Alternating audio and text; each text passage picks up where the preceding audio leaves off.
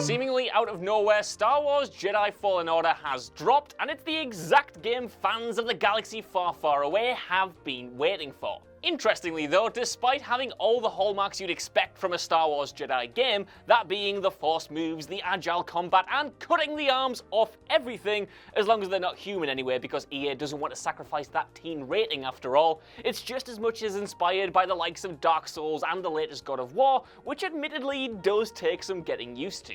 Fortunately for you, we've been tinkering with our sabers all weekend, not a euphemism, and have drafted up a whole bunch of tips and tricks to transform you from being an idiot Padawan into a genuine Jedi Master. I'm Josh from WhatCulture.com, and this is Star Wars Jedi Fallen Order, 14 tips and tricks the game doesn't tell you. Number 14, go to DATHOMR ASAP. The cat is out the bag and the bag's in the river. There is a double-edged lightsaber in Fallen Order. Though it was kept out the marketing, it's pretty much an open secret right from the beginning of the game, as Cal's saber at the start has a destroyed bottom half, and you can fix it up as soon as you're given control of the Mantis. Though the main plot requires you to go to Zeffo first, it's best to go to DATHOMR as soon as possible. You won't be able to actually make much progress in that area until you're better equipped, but you will be able to find a workbench that lets Cal, rather unceremoniously may I add, complete his double-edged saber. It's a great tool to have, and there's no reason to not track it down straight away. Number 13, scan enemies to identify weak points. Your little pal BD1 is more than just the most lovable companion since Death Stranding's Bridge Baby, and yeah, I know it only came out a week before, but 2019 has been great for cute sidekicks, what can I say? As he goes to work scanning pretty much everything significant in the environment, jumping off your back to seek out points of interest. While most of what the droid finds is optional secret hunting, you do want to be actively scanning the enemies you slay. Each time you see a new type, make sure to tap down on the D-pad near their corpse and then read the entry. More often than not, it will give you hints to use in future fights and even highlight weak points you can manipulate going forward. Number 12, use the double-ended lightsaber in darker areas. This sounds extremely obvious, but I'm not going to stand here and pretend I didn't have a galaxy brain moment when I first discovered it. Using a double-edged lightsaber to light up dark areas is way more effective than using only one. I know, it's mad right? Who'd have thought that having two beams of light coming out of two different sides of the hilt would doubly brighten the area? Well, not me, and realizing this early on came in mighty handy when traversing the darker areas in the game, allowing me to make sure I didn't miss any hidden chests or secrets along the way. Number 11, some sub-bosses can't be fought again. I'll keep this one snip-snappy to avoid all spoilers, but while most of the sub-bosses in the game can be fought as many times as you like until you finally get the better of them, so not to worry, you'll be able to come back stronger than ever before and get your revenge on that big fat frog in the first area, there are a few that are only one-time only affairs. At one point in the story, a special new type of enemy is introduced, and it's these foes that can't be fought again should they slay you in combat. That kind of sucks if you're a completionist, but it does make them very special to fight against. And look, I know a tip that just says don't die isn't all that helpful, but just know to make the most of these boss fights. Number 10, keep blocking after deflecting blaster bolts. This is another relatively simple one, but an essential tactic to ensure that you never get caught with your Jedi robes around your ankles nonetheless. Nothing makes you feel more like a bona fide Jedi Knight than nonchalantly deflecting a laser blast to kill the final Stormtrooper in an area, but nothing makes you feel more like a chump than missing that parry window and getting hit by one in the same situation. Consequently, after you've successfully deflected the first blast, keep the block button held down to send back any of the follow-up shots that you might not have accounted for. This is even more effective when using the double-edged saber, as you can hit two enemies at the same time and take them both out, and you will feel like a god. Number 9, pump points into force abilities straight away. At first, there isn't too much incentive to focus on force abilities. Your meter runs out quickly, and the base ability to freeze enemies in place for a couple of seconds is fine, but not exactly a game changer. However, fulfilling the potential of these early game abilities quickly is essential in having the most fun with Fallen Order's combat, and unlocking those awesome combos that made the trailers look so good.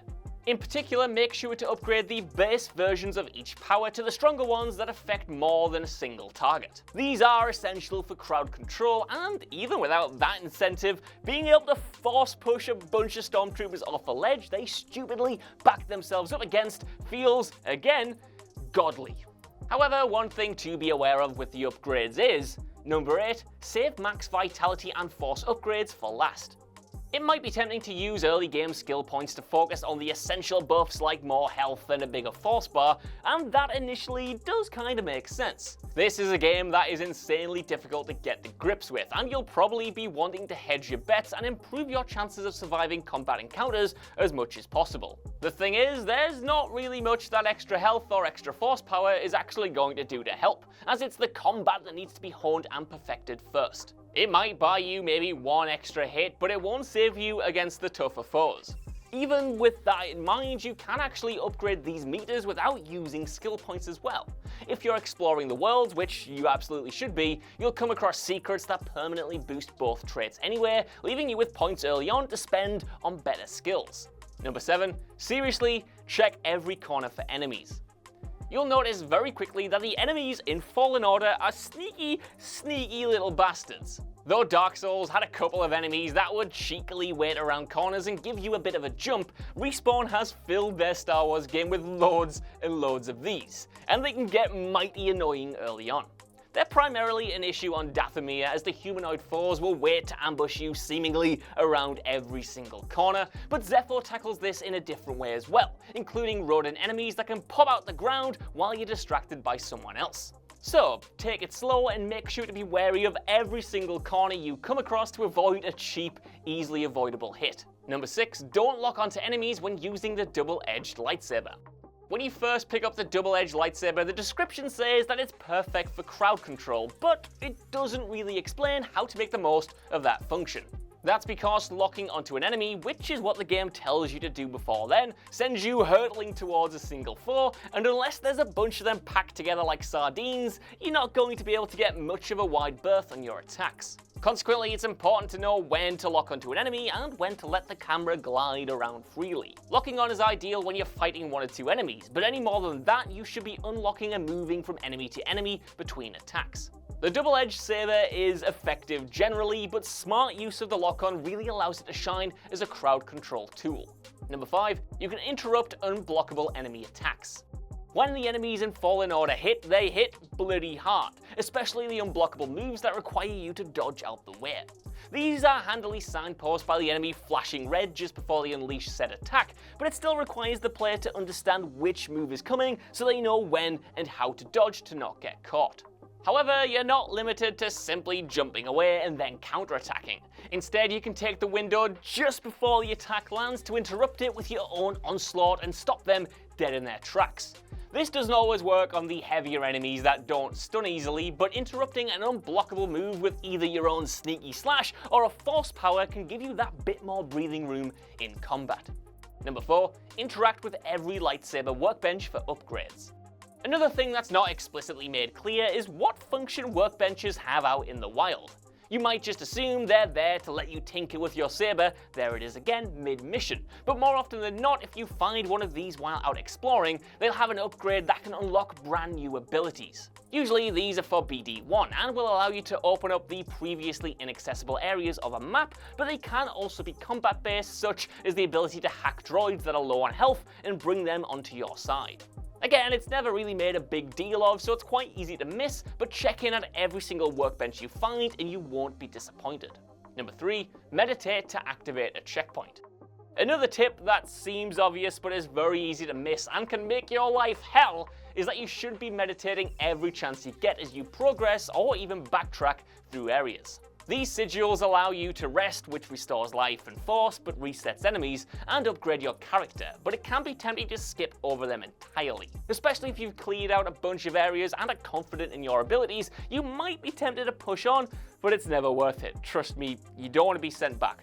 And that's because resting at these points creates a checkpoint. If you skip one and then die, you'll be sent right back to the last one you rested at, which can result in the loss of a considerable chunk of progress, especially if you're zipping around exploring and not just following the main marker.